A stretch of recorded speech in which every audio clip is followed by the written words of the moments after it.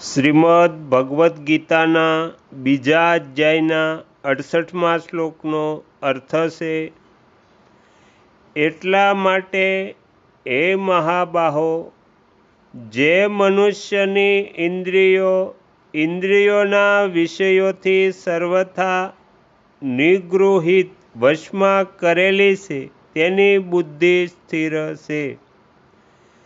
સંસાર સાથે વ્યવહાર કરતી વખતે અથવા એકાંતમાં ચિંતન કરતી વખતે કોઈ પણ અવસ્થામાં તેની ઇન્દ્રિયો ભોગોમાં કે વિષયોમાં પ્રવૃત્ત નથી થતી.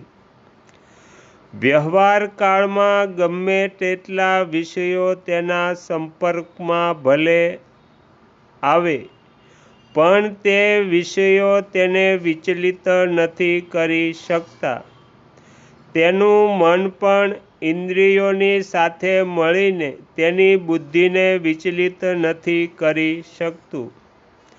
જેવી રીતે પર્વતને કોઈ ડગાવી નથી શકતું, તેવી જ રીતે તેની બુદ્ધિમાં એટલી દ્રઢતા આવી જાય છે કે તેને મન કોઈ પણ અવસ્થામાં ડગાવી નથી શકતું, કારણ કે તેના મનમાં વિષયોનું મહત્વ નથી રહ્યું.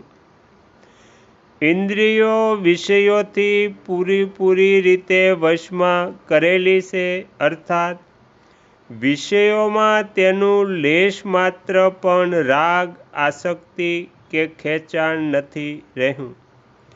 જેવી રીતે સાપના દાંત કાઢી નાખવામાં આવે તો પછી તેમાં ઝેર નથી રહેતું, તે કોઈને કરડે તો પણ તેની કાંઈ જ અસર નથી થતી. તેવી જ રીતે ઇન્દ્રિયોને રાગદ્વેષથી રહિત કરી દેવી એ જ એમના ઝેરીલા દાંત કાઢી નાખવા બરાબર છે. પછી તે ઇન્દ્રિયોમાં એ તાકાત નથી રહેતી કે તેઓ સાધકને પતનના માર્ગે લઈ જાય. આ શ્લોકનું તાત્પર્ય એ છે કે સાધકે દ્રઢતાથી એ નિશ્ચય કરી લેવો જોઈએ કે મારું લક્ષ્ય પરમાત્માની પ્રાપ્તિ કરવાનું છે. ભોગો ભોગવવાનું અને સંગ્રહ કરવાનું મારું લક્ષ્ય નથી.